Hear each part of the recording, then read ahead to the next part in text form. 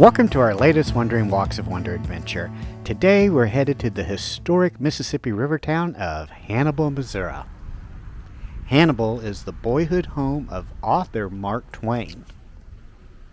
We're currently standing in the Mark Twain Historic District, which is listed on the National Register of Historic Places. Around us are more than 50 historic buildings in all directions, and this is one of the most historic places in all of the state of Missouri. As we begin our tour, imagine that for a minute you're transported back to the days of Tom Sawyer and Huck Finn. It's the 1840s, and these streets that we see that are now paved and looking real nice are unpaved, crowded with herds of cattle and hogs coming in from the farm. But across the street you see people walking in and out of stores, with ladies purchasing calico for new school dresses for their daughters, and the tinny sound of a piano coming from some of the many bars that once lined Main Street. This is the Hannibal that Mark Twain knew, and it's also his inspiration for many of his novels.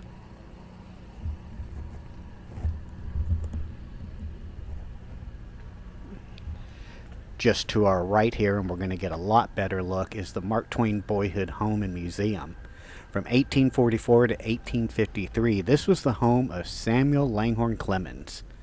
Although young Sam Clemens was well known around town for his mischievous pranks, he became even more famous years later as the author Mark Twain. It was in this home, including the white fence that we see here on our right, that Twain found the inspiration for one of his most famous novels, The Adventures of Tom Sawyer. The Mark Twain Boyhood Home and Museum complex surrounds us on all sides. Along with the home and that legendary whitewash fence, there are several other museum buildings that make up the entire complex. This includes an interpretive center where you can learn more about the early life of Mark Twain, and a replica of Huck Finn's house just behind the center. Across the street from us is the Becky Thatcher House, which was really the home of young Sam Clemens' childhood sweetheart Laura Hawkins. And just down from there is J.M. Clemens' Justice of the Peace Office, where Mark Twain's father worked.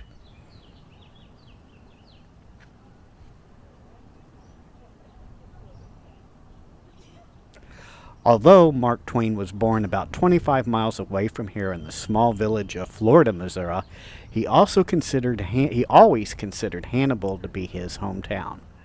Several times in his adult life, he returned to visit and relive his days of walking along the banks of the Mississippi River, chasing cats through the alleys of town, and yes, painting that once famous whitewash fence.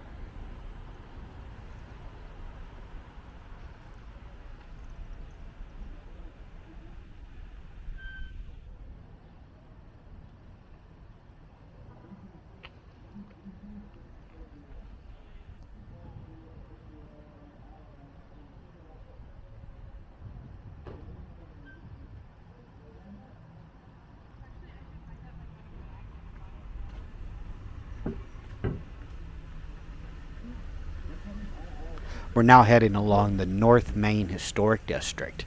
Beginning in the second half of the 1800s through the early 1900s, the North Main Street Historic District was the center of commerce here in Hannibal. General stores, law offices, boarding houses, and bars were the main businesses that lined this stretch of Main Street.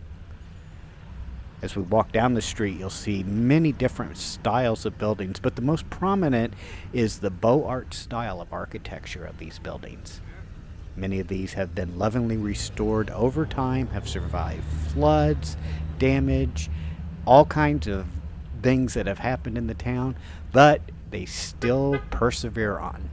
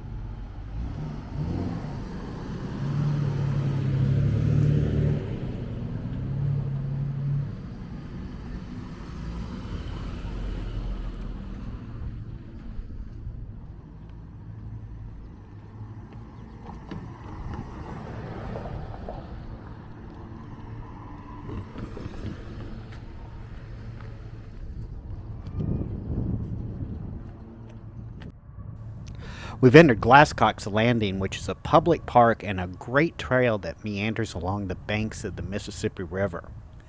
As we watch the river flow by, just imagine the days of Mark Twain as a steamboat pilot, looking out on the river and thinking of all the adventures that could be made. In the mid 1800s, this area was one of the busiest ports along the entire Mississippi River. Steamboats and paddle wheelers were docked end to end as the sounds of cargo and passengers were loaded and unloaded. Today, the scene is much more serene.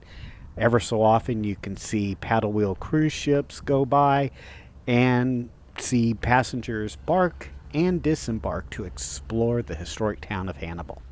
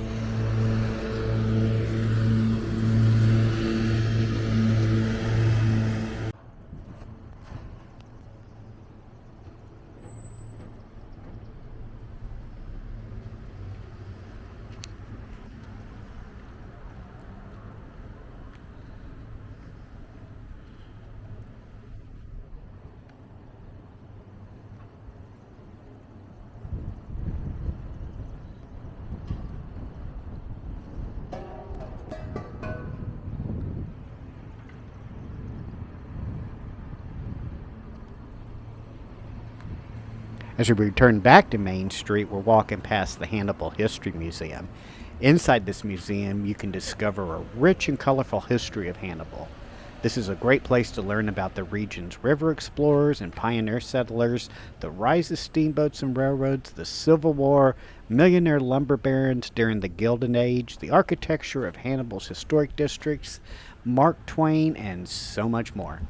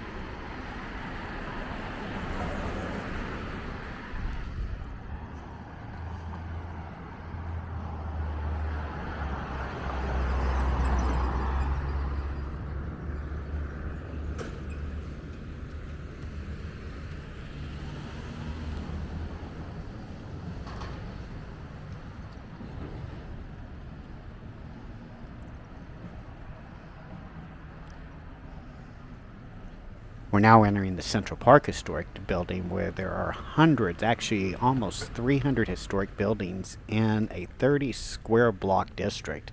The yellow house that we see over here on our right is the Benjamin Hoare House. This house, in 1840, young Sam Clemens, or Mark Twain, entered a classroom for the first time at the age of 5. He was taught by Mrs. Elizabeth Hoare. Although he left school at the age of 11, Twain always remembered that Mrs. Hoare was the one who started him on his life as an author.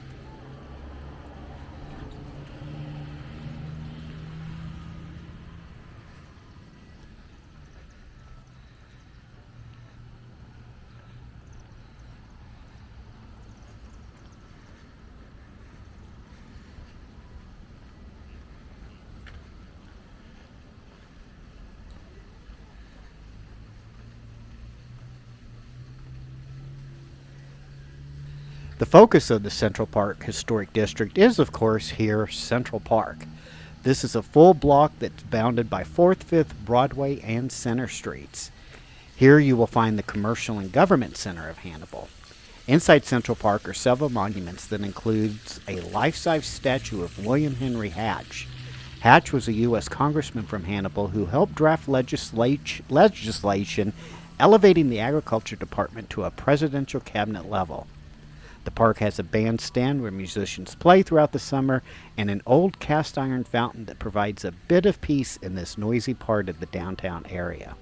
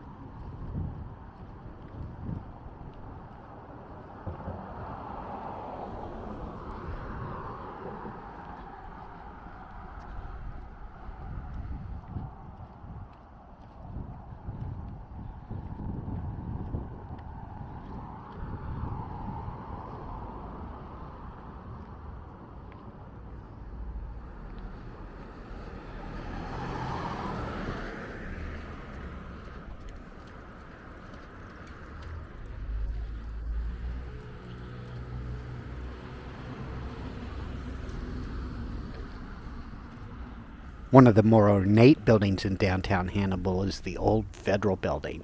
This historic and ornate building was once the post office and federal courthouse used here in Hannibal. It was also used as a naval reserve center. The building was completed in 1888 and is a great example of the late Second Empire architectural style. The U.S. Circuit Court for this district met here until that court was abolished in 1912.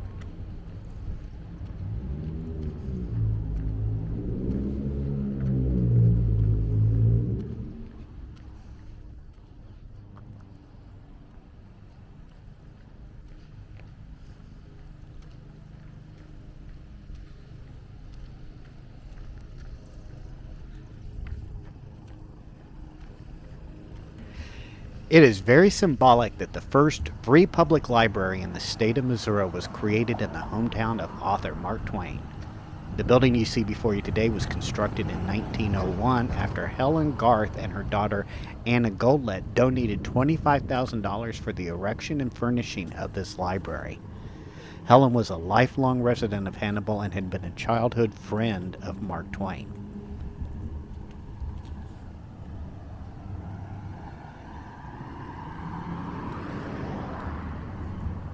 Ahead of us on our right, the building with the turret, is the old Hannibal police station and jail. In 1878, the citizens of Hannibal saw a need for a new police station and jailhouse.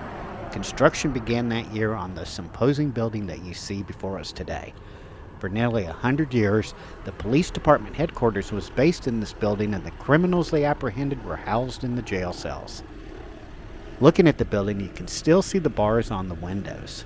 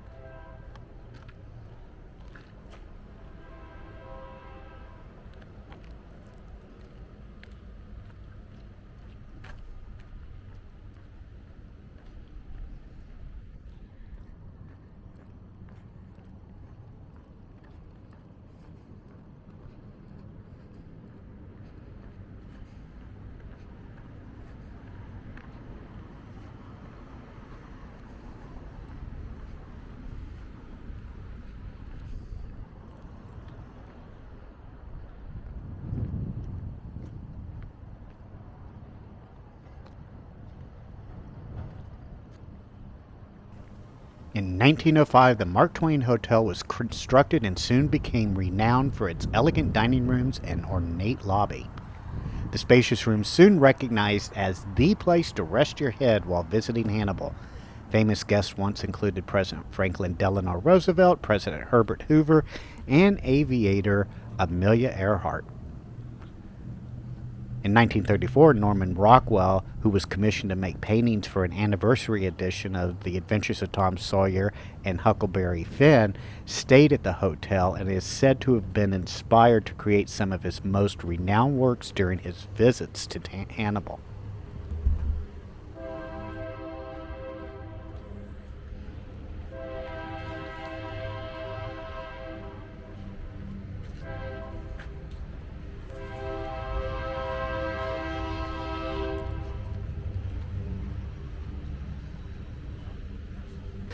I hope you've enjoyed this Wandering Walks of Wonder tour here in historic downtown Hannibal, Missouri. Make sure to hit that like and subscribe button, and we will see you on our next Wandering Walks of Wonder adventure. Take care now. Bye-bye.